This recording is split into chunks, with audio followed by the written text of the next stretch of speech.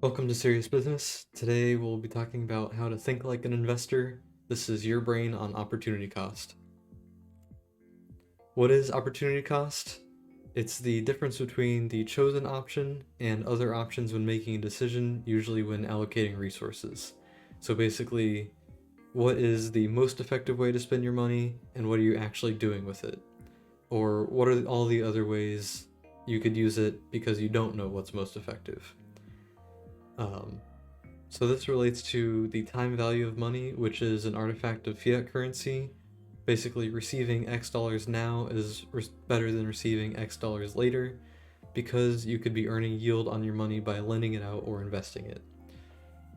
The reason this is mostly related to fiat currency is because it's inflationary and can be fractionally reserved. So that's what allows you to earn yield in this way.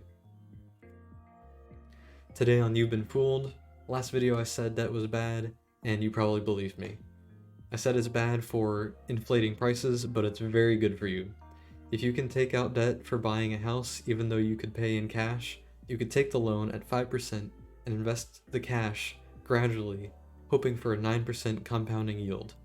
The risk is whether you can achieve a higher yield than your loan.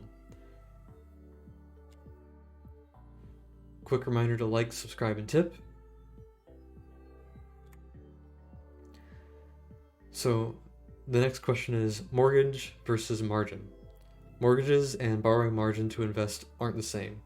Mortgages can be used to pay for your primary residence, which is usually a great store of value. This sort of kills two birds with one stone because most investments are either you buy a productive asset that generates a yield for you, or you buy a growth asset that increases in value greatly, but this also is a basic need you have to live somewhere, and by buying the place you live, you get a growth asset because real estate prices go up over time, explained in my last video. It can generate yield if you rent it out or save you an equivalent amount of money by living it in yourself. Borrowing on margin has a variable rate, which is different than most mortgages in most countries. This means that as Federal Reserve interest rates go up, your margin interest rate goes up, and this leads to you possibly being margin called and forced to liquidate your investment at a loss. That's a big difference between a house and a margin. Your house, typically you don't get foreclosed unless you fail to make payments. Meanwhile, a brokerage will be constantly evaluating the risk associated with your margin and ask you to pay up, produce more collateral. The difference is in education. It's a much higher opportunity cost. It's both time and money. You can't effectively work full-time and invest your earnings while going to college on debt. You need to earn a lot with your degree to beat the opportunity to work or invest in 4 years if you get a bachelor's degree, or even just 2 years if you get an associate's degree. Cheaper and shorter options like trade school should actually be considered. A lot of people look down on these, but you could really make money faster, earlier, and invest better by going to one of these trade schools, costs less money, and gets you on the job market faster. Another difference is emergency funds. This breaks the rules we just talked about where the opportunity cost of cash is very high. Saving fiat in a bank sounds like the worst option at the moment, but emergency funds protect you from needing to sell your investments at a loss. You cover an unexpected expense with your emergency fund instead of selling your long-term investments that happen to be down a lot right now, and you don't have the money on hand to buy back immediately to possibly miss you would possibly miss some of the best days of the market by having your money uninvested for that brief amount of time. So the best thing you can do is keep dollar-denominated savings for dollar-denominated debt payments and recurring expenses.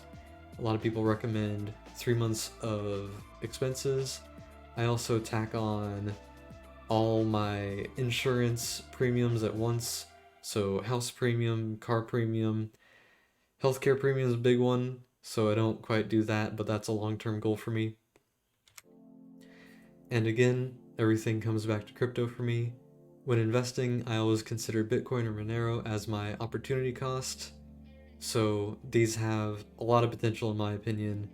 I see them more as a savings account, or a store of value to save in, rather than so much of a speculative investment. And the sad thing is it's very illiquid. I can't really cash out of this too well to pay my expenses, and I don't want to because they might be down from where I bought in.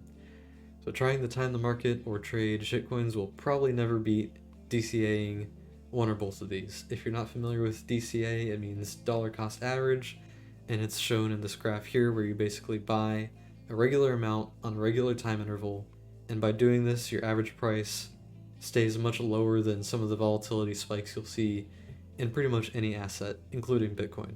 So the next time it rallies, the current price will be much higher than your average buy price, so you can take a nice profit. Thanks for watching. These are some future topics. If you're interested in any of these, remember to like, comment, and subscribe.